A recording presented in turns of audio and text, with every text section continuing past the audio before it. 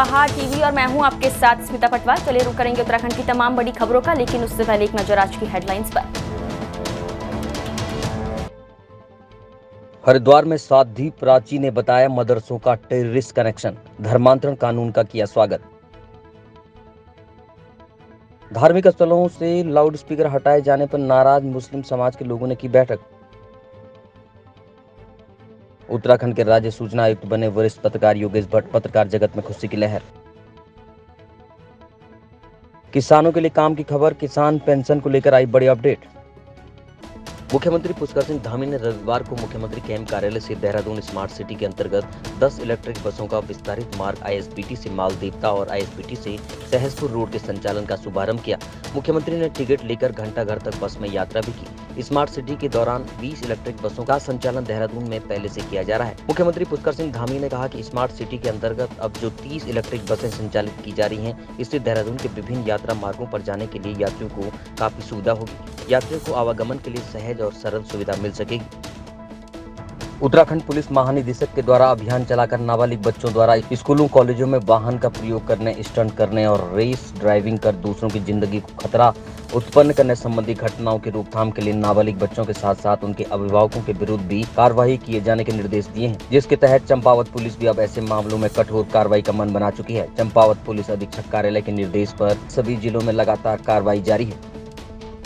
सड़क सुरक्षा अभियान के अंतर्गत जो है श्रीमान पुलिस अधीक्षक महोदय चंपावत के आदेश अनुसार अब हमारे द्वारा ये अभियान चलाया जा रहा है कि जो भी नाबालिग वाहन चालक हैं या ऐसे वाहन चालक जिनके पास ड्राइविंग लाइसेंस नहीं है और जो बच्चे, खासकर विशेषकर बच्चे, स्कूल गोइंग जो बच्चे हैं, इसमें हम लोगों ने ये ड्राइव चलाई है कि हम इन बच्चों को जो नाबालिग बच्चे गाड़ी चला रहे हैं, इनकी गाड़ियों को हम लोग अभी आज हमने अभियान चला के 7 गाड़ियों को हम थाने लेके आए हैं।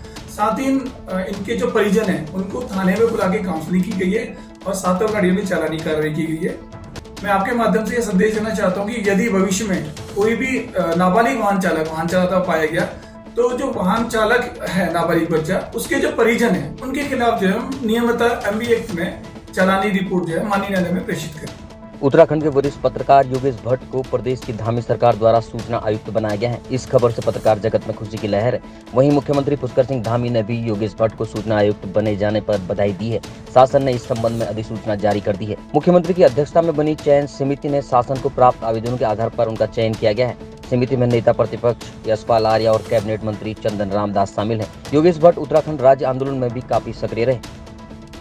प्रदेश में किसानों के लिए एक बड़ी खबर है। मुख्य कृषि अधिकारी वीके यादव ने बताया कि जनपद में किसान सम्मान निधि से लाभान्वित जिन कृषकों को माह अक्टूबर 2022 की किस्त का भुगतान नहीं हो पाया है, उनके लिए प्रधानमंत्री किसान सम्मान निधि योजना में ई-केवाईसी के आधार पर बेस भुगतान अनिवार्य किया गया है, जिससे जिन किसानों को 12वीं किस्त का लाभ नहीं मिल पाया है, साथ ही बैंक खाता आधार से लिंक न होने, पीएम किसान पोर्टल पर केवाईसी न होने, लाभार्थी कृषकों को खाता खतौनी पीएम पोर्टल पर अपडेट न होने के कारण किस्त का भुगतान नहीं हुआ।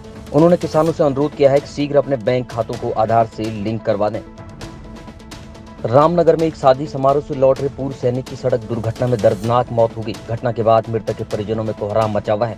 रामनगर के ग्राम नंबरदारपुरी हल्द्वार निवासी अर्जुन सिंह ने बताया कि उसके पिता जेएस रावत शनिवार की शाम को बाइक से रामनगर एक विवाह समारोह में शामिल होने गए थे और वापसी में रामनगर के रिलायंस पेट्रोल पंप के समीप अज्ञात वाहन चालक ने तेज वाहन चलाकर उनके पिता की बाइक पर टक्कर मार दी, जिससे वो गंभीर रूप से घायल हो गए। घायल की जानकारी परिजनों को मिलने के बाद परिजन भी अस्पताल पहुंचे, जहां चिकित्सकों ने उन्हें मृत घोषित कर दिया है।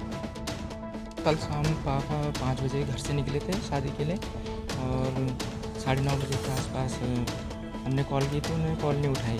तो उसके बाद यहाँ हॉस्पिटल से कॉल आई, बोला पापा का एक्सीडेंट हो गया, आपका यहाँ आ जाइए।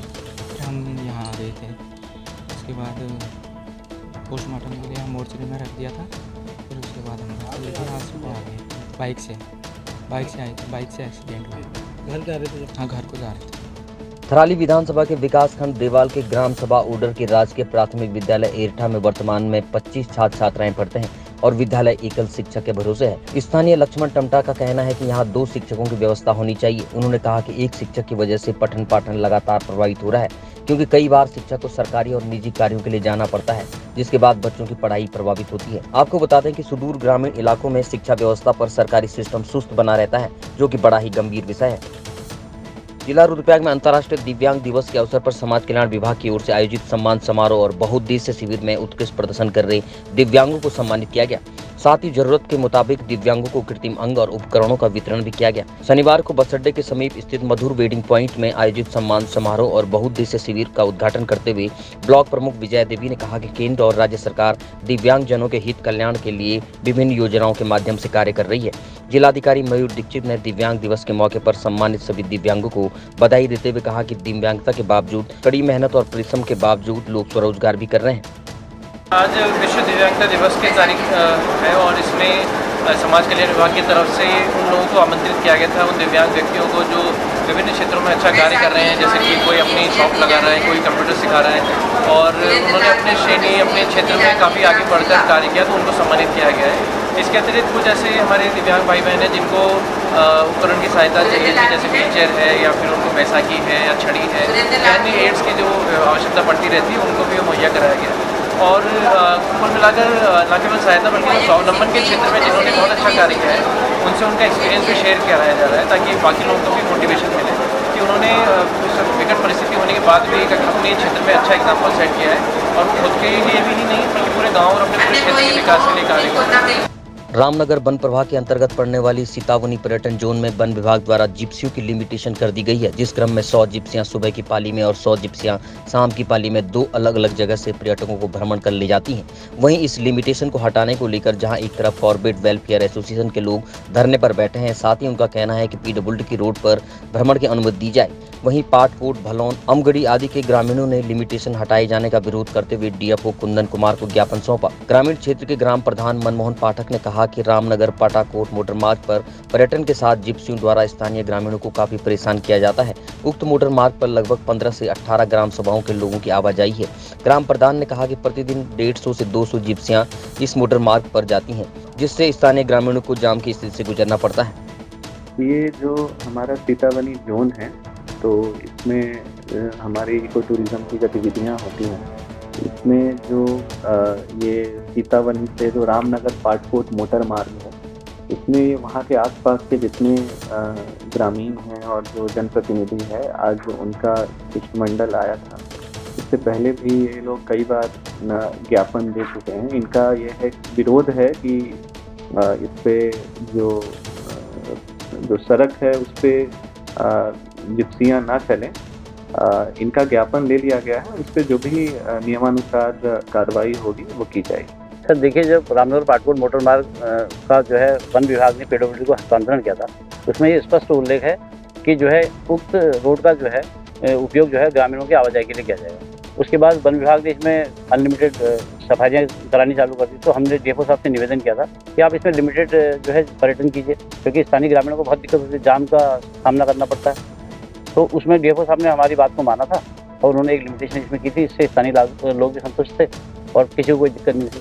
आप सुनने में ये आ रहा कि जो है इन पर प्रेशर बनाया जा रहा है डीएफओ साहब पर कि साहब आप जो है इसको सीतावनी जोन को फ्री कर दीजिए, भंडार पानी तक और उसके आसपास के जितने गांव हैं वहाँ पर जिप्सियों को आने दीजिए, वहाँ कोई दिक्कत नहीं है। तो उसके लिए हम विरोध में हैं। हमें जिप्सी वालों से कोई दिक्कत नहीं है। मैं चाहता हूँ विभाग 500 जिप्सियाँ चलाए, अपना टूरिज्म करे, लेकिन अपना एक ट्रैक बनाए, उसमें जिप्सियाँ चलाए, उसमें पर्यटन करे। लेकिन पीडब्ल्यूडी के रोड में टूरिज्म मैं नहीं समझता कि न्याय संगत है, उससे स्थानीय ग्रामीणों को बहुत दिक्कत है। यही हमारा विरोध है। अगर ये लिमिटेशन हटाई गई, लिमिटेशन जिन्होंने फिर बढ़ाई, तो हम जो है टेढ़ा गेट को जाम कर देंगे और टेढ़ा गेट पर ताला लगा देंगे। सितारगंज के एक निजी होटल में मुस्लिम समाज के लोगों ने एकत्रित होकर एक बैठक आयोजित की, जिसमें उन्होंने पुलिस प्रशासन द्वारा मंदिर, मस्जिद, गुरुद्वारों पर से लाउड स्पीकर उतारे जाने पर नाराजगी व्यक्त की। साथ ही कहा कि हाईकोर्ट द्वारा ध्वनि प्रदूषण के मद्देनजर एक आदेश जारी किया गया था, लेकिन आदेश में कहीं भी लाउड स्पीकर को धार्मिक स्थलों से उतारे जाने के संबंध में नहीं लिखा गया है, जबकि लाउड स्पीकर में आवाज को कम करने के लिए कहा गया है। लेकिन पुलिस प्रशासन द्वारा धार्मिक स्थलों पर पहुंचकर लाउड स्पीकर को उतारा जा रहा है, जो कि बिल्कुल भी सही नहीं है। आज पूरे ज़िले की नुमाइंदा हजरात की एक मीटिंग थी, जिसमें ख़ास तौर पर मस्जिद कमेटियों के सदर और बिलखुसूस उलमा और इमाम हजरात, बहुत कामयाब मीटिंग रही। जिन हजरात को हमने बुलाया उससे बड़ी तादाद में शरीक हुए। और मामला ये है कि ये गुज़िश्ता 2018 से चल रहा है। लाउड स्पीकर के सिलसिले में हाई कोर्ट का एक फ़ैसला आया था। उसके बाद हम लोग उसके रिव्यू के लिए दोबारा से डबल बेंच में गए थे। उस वक्त हाई कोर्ट से एक ऑर्डर जारी हुआ था कि 5 रहेगा 5 डिसमिल, हमने 5 डिसमिल रहेगा। हमने उस फैसले को लेकर हाई कोर्ट से फिर रुजू किया और हिमांशु ढोलिया जी और चीफ जस्टिस साहब का फैसला आया, जनाब तनवीर साहब हमारे एडवोकेट थे, और ये फैसला सुनाया गया कि 55 से लेकर 65 डिसमिल तक लाउड स्पीकर का यूज़ कर सकते हैं। उस पूरे जजमेंट में कहीं भी मीनारों से, मस्जिदों से, धर्मस्थलों से लाउड स्पीकर उतारने का जिक्र नहीं है। ये बात हमने जिला इंतजामिया उधम सिंह नगर को कई मीटिंगों में बताई भी और उन्होंने इसको माना और तस्लीम किया, और प्रोसीडिंग में भी लिखी है ये बात मान ली गई कि साहब उतारने का जिक्र नहीं है, वॉल्यूम कम करने का जिक्र है। 1.5 साल वो चला, उसके बाद गुज़िश्ता कुछ महीनों से फिर ये खबरें आ रही हैं कि पुलिस जा रही है कहीं इमाम हजरात को, कहीं मस्जिदों के सदर को धमका रही है और जबरन लाउड स्पीकर उतारवाए जा रहे हैं। उसी सिलसिले में आज ज़िले के नुमाइंदा हजरात की, उलमा की और अइम्मा की मीटिंग थी, बड़ी कामयाब मीटिंग थी, और ये तय पाया कि हम कानून अपने हाथ में नहीं लेंगे। सितारगंज में पंचायती राज विभाग के अंतर्गत संचालित सतत विकास लक्ष्यों की पूर्ति के लिए 9 थीम्स और 17 गोल्स विषय पर आधारित आशा कार्यकर्तियों और आंगनबाड़ी कार्यकर्तियों के लिए कृषि मंडी 2 दिवसीय प्रशिक्षण कार्यक्रम समापन किया गया। प्रशिक्षण के मौके पर ट्रेनर धनंजय सक्सेना ने बताया कि 70% बीमारियां दूषित पानी पीने से होती हैं, जिससे वर्तमान समय में पानी की स्थिति तेजी से खराब हो रही है। साथ ही उन्होंने मौसम चक्र से उत्पन्न हो रही दूषित जल की समस्या के बारे में आशा कार्यकर्ताओं और आंगनबाड़ी कार्यकर्ताओं को जानकारी दी। मसूरी में जिला प्रशासन द्वारा दूसरे दिन भी देहरादून मसूरी मार्ग पर सड़क किनारे हो रहे अवैध अतिक्रमण के खिलाफ निर्माण को भारी विरोध के बाद जेसीबी से ध्वस्त कर दिया गया।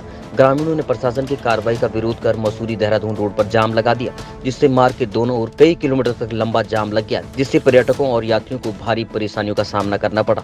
ग्रामीणों ने सड़क पर जाम लगाकर सरकार और प्रशासन के खिलाफ जमकर नारेबाजी की। सभासद गीता कुमाई भी ग्रामीणों के समर्थन के लिए कोल्लू खेत पानी वाले बैंड पहुंची और प्रशासन और मसूरी देहरादून विकास प्राधिकरण के खिलाफ जमकर नारेबाजी की और आरोप लगाया कि प्रशासन द्वारा सड़क किनारे दुकान बनाकर रोजी रोटी चलाने वालों का उत्पीड़न हो रहा है। उनका अतिक्रमण और अवैध के नाम पर दुकानों को तोड़ने का काम हो रहा है, जो कि नियमानुसार गलत है। और यहाँ पे जो है एमडीडीए ने और प्रशासन ने अपनी मनमानी करी है। ये प्रॉपर्टी जो आप सामने देख रहे हो, ये प्रॉपर्टी कई 3 साल से सीज थी और अपने आप ही बिना नोटिस दिए हुए, बिना किसी कार्रवाई किए हुए इन्होंने जो है इनका ध्वस्तीकरण कर दिया है। तानाशाही दिखा रहा है। इसका विरोध कर रहे हैं आप? इसका हम विरोध भी कर रहे हैं और उनसे ये भी मांग रहे हैं कि अगर आपको किसी के खिलाफ कानूनी कार्रवाई करनी है तो उसे बाकायदा नोटिस दें। 10 दिन का, 15 दिन का, 5 दिन का, 2 दिन का, जो भी टाइम देना है वो टाइम दे।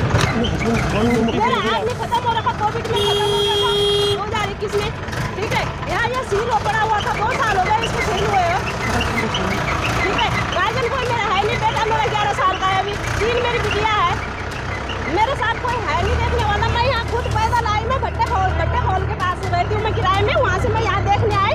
मैं यहाँ तो ना तो कोई नोटिस टंगा हुआ था और ना मेरे को कोई सूचना मिली। फिर मैंने 1-2 जगह पता किया, वकीलों के द्वारा पता किया, क्योंकि मेरे को इतनी जानकारी है नहीं। मैंने पता किया, मैंने कहा मेरा कोई नोटिस नहीं आया, कोई दिक्कत तो नहीं है। उन्होंने कहा कि वो सील है, वो ऑलरेडी सरकार के पास है, आपको कोई आपत्ति नहीं होगी। आपत्ति होगी तो पहले सूचना देंगे वो आपको। बिना बताया आपको? बिना बताया, मेरे को तो सुबह पता लगा। मैं देहरादून जा रखी थी, मैं अपने बेटे के पास, मेरा बेटा देहरादून आया, हॉस्टल में है वो, मेरे को फोन आया। मेरी बेटी कल आई थी यहाँ पता करने, भट्टे से वो पैदल आए, दूसरे पड़ोसियों को अपने साथ में लाए। उन्होंने कल बोला कि ये नहीं टूटेगा, ये सील बंद है। ठीक है, अभी मेरे को खबर मिली कि ये टूट गया। होनी चाहिए, वो जनहित में होनी चाहिए और विधिवत रूप से होनी चाहिए, लेकिन यहाँ पे विधि का, कानून का उल्लंघन हुआ है, जिसकी हम कड़ी निंदा करते हैं और विरोध करते हैं। बहुत से परिवार ऐसे हैं जिनके कागज बिल्कुल सही है, अपनी भूमि है, उन पर भी कार्रवाई कर दी गई है और किसी भी कार्रवाई का एक आधार होता है। अगर आधार नशा है या बुरी चीज़ें हैं तो हम भी उसमें समर्थन करते हैं, लेकिन जहाँ पर ऐसी गतिविधियाँ हो रही हैं उन गतिविधियों पर रोक लगनी चाहिए, उनके खिलाफ कार्रवाई होनी चाहिए। इस प्रकार एक ही लाठी से सबको हाँकना, बिल्कुल एडीएम सर ने खुद एडमिट करा है। जब हमने एडीएम सर से वार्ता की और उन्होंने अपने अधिकारियों से इस बारे में संज्ञान लेने की कोशिश की तो अधिकारियों के पास कोई जवाब ही नहीं था, क्योंकि उनके सारे कागज सही थे, बावजूद उसके उनका तोड़ दिया गया। कई परिवार ऐसे हैं जिनको नोटिस सर्व नहीं किया गया, उसके बावजूद भी अतिक्रमण की कार्यवाही कर दी गई है। अगर कार्यवाही करनी है तो विधिवत रूप से करनी चाहिए, 10 से 15 दिन का नोटिस सर्व करना चाहिए और उन्हें सूचित करना चाहिए ताकि वो अपना पक्ष रख पाए। तानाशाही तो दिखाई दे ही रही, आप देख सकते हैं जनता कैसे परेशान है। अगर हिटलर शाही नहीं होती तो आज हमें जेसीबी के आगे नहीं बैठना पड़ता। खबर उधम सिंह नगर के खटीमा से है, जहां खटीमा कोतवाली पुलिस ने चोरी की 2 बाइक सहित एक अभियुक्त को गिरफ्तार कर लिया है। मामले का खुलासा करते हुए खटीमा सीओ वीर सिंह ने बताया कि टीम गठित करके क्षेत्र के लगभग 100 सीसीटीवी कैमरों के फुटेज को खंगाला गया तथा संदिग्धों से कड़ी पूछताछ भी की गई। इसी क्रम में टीम द्वारा चेकिंग के दौरान बिना नंबर प्लेट की बाइक तथा 25 वर्षीय बाइक सवार सचिन सिंह राणा पुत्र बहादुर सिंह राणा निवासी नानकमता को भागने के दौरान पुलिस ने धर दबोचा, जिससे कड़ी पूछताछ की गई। उसकी निशानदेही पर चोरी की एक और मोटरसाइकिल को बरामद कर लिया गया है।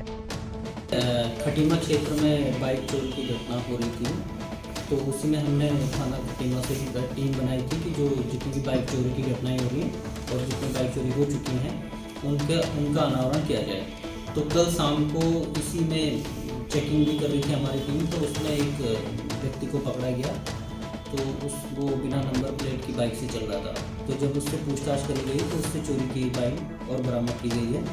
इस प्रकार हमने उससे कुल 2 चोरी की बाइक बरामद करी है, जो हमारे खटीमा थाना क्षेत्र से चोरी की गई थी। गिरफ्तार कर लिया गया है और उसको आज माननीय न्यायालय में पेश किया गया। सर बना रखी है, जैसे अभी ये पकड़ा है हमने चोर, तो इसके भी हम पूरा CDR का भी एनालिसिस करेंगे और अभी इन्वेस्टिगेशन में निकल जाएगा कि और भी बाइक जो चोरी की है वो किसने करी है। मुनस्यारी में 5 दिसंबर से शुरू होगा मुनस्यारी महोत्सव। आपको बता दें कि हिमनगरी मुनस्यारी में हर वर्ष की भांति इस वर्ष भी मुनस्यारी महोत्सव का आयोजन किया जा रहा है, जिसमें मुख्य अतिथि मुख्यमंत्री पुष्कर सिंह धामी और विशिष्ट अतिथि क्षेत्रीय विधायक हरीश धामी द्वारा मुनस्यारी महोत्सव का उद्घाटन किया जाएगा। वहीं मुनस्यारी महोत्सव समिति के अध्यक्ष राजू पांगती से मिली जानकारी के मुताबिक उन्होंने बताया कि 3 दिवसीय मुनस्यारी महोत्सव 5 दिसंबर से 7 दिसंबर तक चलेगा, जिसमें लोक संस्कृति के साथ ही रंगारंग सांस्कृतिक कार्यक्रमों का आयोजन किया जाएगा। वहीं व्यावसायिक मेला 8 दिसंबर से 15 दिसंबर तक चलेगा। नमस्कार। हर वर्ष की भांति इस साल भी हमारा मुनस्यारी महोत्सव का आयोजन किया जा रहा है, जिसमें आप सभी लोगों को विशेष तौर पर सभी हमारे मुनस्यारी वासियों को इस मुनस्यारी में महोत्सव में आने का निमंत्रण दिया जा रहा है। और इस वर्ष के हमारे जो मुख्य अतिथि है, हमारे जो उद्घाटन समारोह में आ रहे हैं, हमारे माननीय पुष्कर सिंह धामी जी, उत्तराखंड सरकार मुख्यमंत्री। विशिष्ट अतिथि हमारे हैं श्री हरीश सिंह धामी जी, हमारे MLA घाटला मुनस्यारी। उत्तराखंड की तमाम बड़ी खबरों में फिलहाल इतना ही। बाकी खबरों के लिए देखते रहिए पहाड़ TV। नमस्कार।